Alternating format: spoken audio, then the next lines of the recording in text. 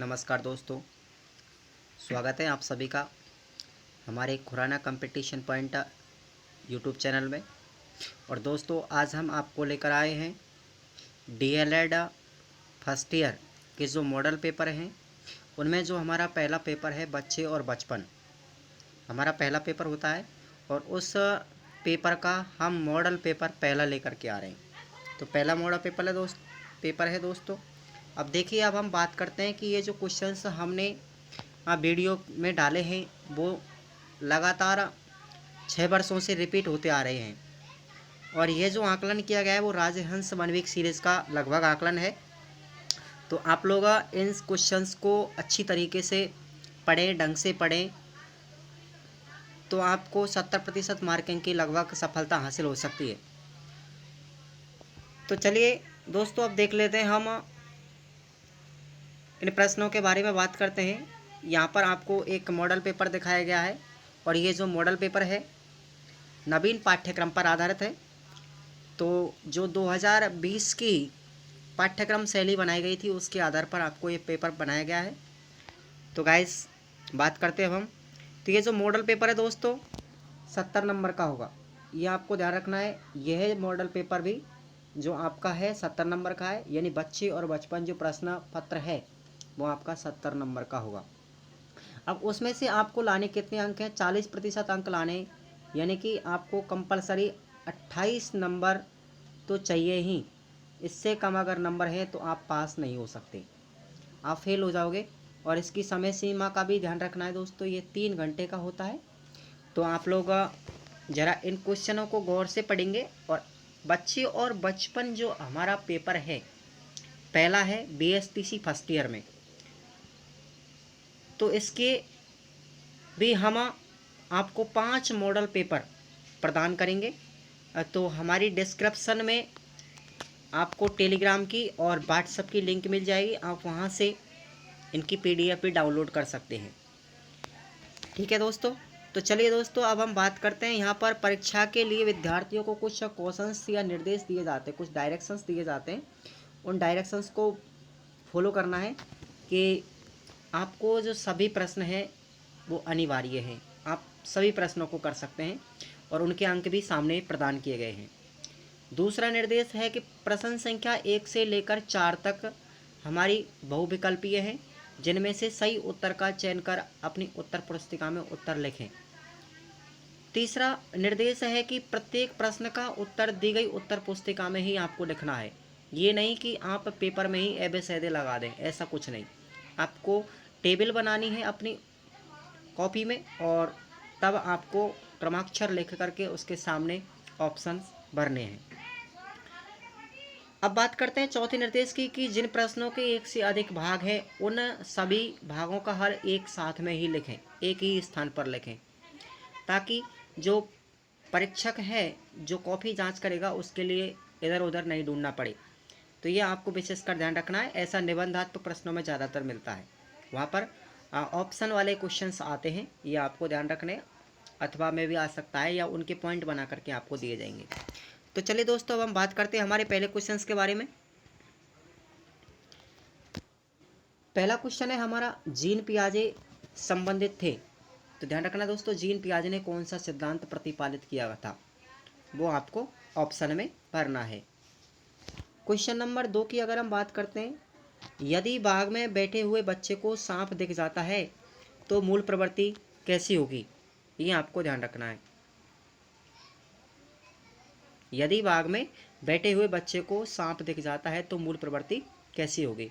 दोस्तों, ये जो बच्चे और बचपन वाला पेपर है ये हमारा साइकोलॉजी से संबंधित होता है, ध्यान रखना है आपको। तो साइकोलॉजी हद से ज़्यादा पढ़ें आप। अगला तीसरा क्वेश्चन है हमारा, गीजूभाई बधेका ने निम्न में से किसकी स्थापना की थी।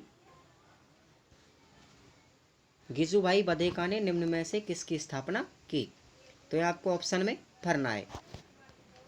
अगला क्वेश्चन है हमारा नंबर 4, एक शिक्षक एनेक्डोटल रिकॉर्ड तैयार करता है। तो आपको एबीसीडी दिए गए, आप इनमें से भरेंगे।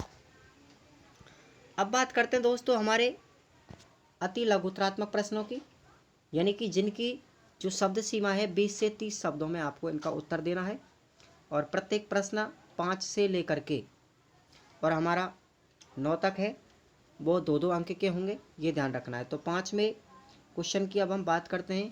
जॉन होल्ट की 2 लोकप्रिय पुस्तकों के नाम बताइए जो उन्होंने 7 वर्ष के अध्ययन के पश्चात लिखी थी।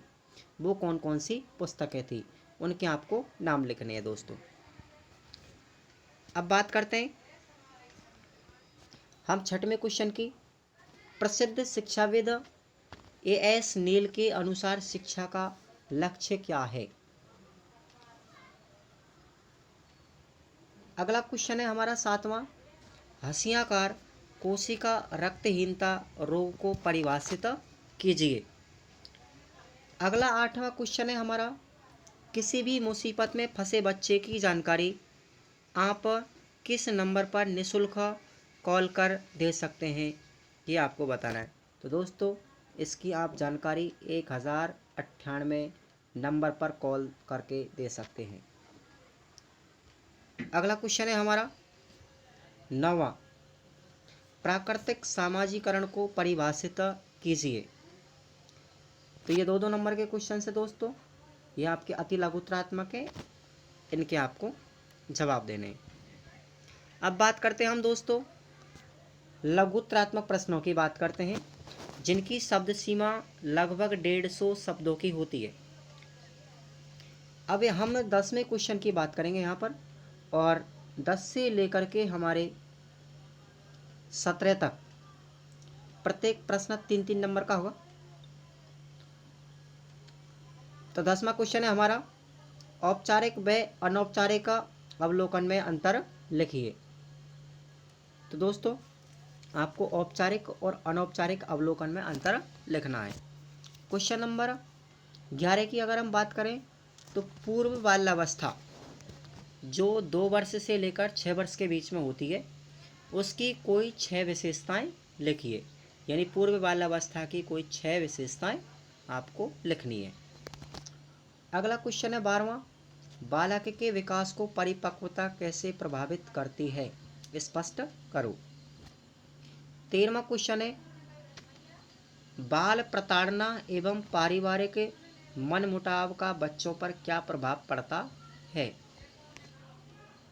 अगला क्वेश्चन है हमारा 14वां। एरिक्सन के सिद्धांत की पहली अवस्था को संक्षिप्त में समझाइए। दोस्तों ध्यान रखना है, आपको क्वेश्चन यहाँ से एक 100% पेपर में मिलता है। एरिक्सन के सिद्धांत की 8 अवस्थाएं आपको पढ़ने को मिलेंगी अपनी किताब के अंतर्गत। तो यहाँ पर एरिक्सन के सिद्धांत की पहली अवस्था का वर्णन पूछा गया है।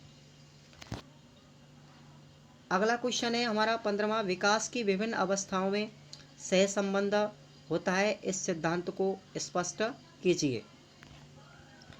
अगला क्वेश्चन है हमारा 16वां। साक्षात्कार की 3 सीमाएं लिखिए। तो दोस्तों साक्षात्कार की आपको 3 कमियों के बारे में लिखना है। सीमा का मतलब कमी होता है, तो साक्षात्कार की 3 सीमाओं के बारे में लिखना है। क्वेश्चन नंबर 17वें की बात करते हैं।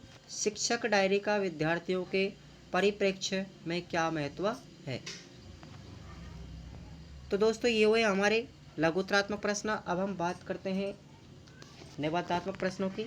तो इनकी जो शब्द सीमा है वह लगभग 250 शब्दों में आपको इनके उत्तर देने हैं। प्रत्येक प्रश्न यहाँ पर 8 नंबर का होगा और 18 से लेकर के 21 नंबर तक प्रश्न संख्या दी जाती है।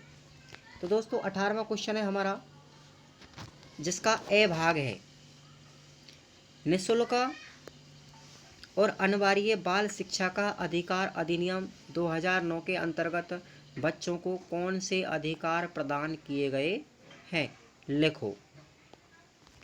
ब भाग है इसका, इस नियम के अंतर्गत विद्यालय के दायित्वों को लिखो। अगला क्वेश्चन है मित्रों 19वां। स्थूलगामक कौशल से क्या अभिप्राय है। स्थूलगामक कौशल के अंतर्गत आने वाली गतिविधियों का वर्णन करो। तो दोस्तों कम से कम 6 गतिविधियों का आपको अवलोकन करना है या वर्णन करना है। अब 20वां क्वेश्चन है हमारा, किन्हीं 4 प्रमुख संवेगों के नाम लिखते हुए उनके बारे में समझाइए। संवेगों को नियंत्रित करने की कोई 2 विधियाँ लिखिए।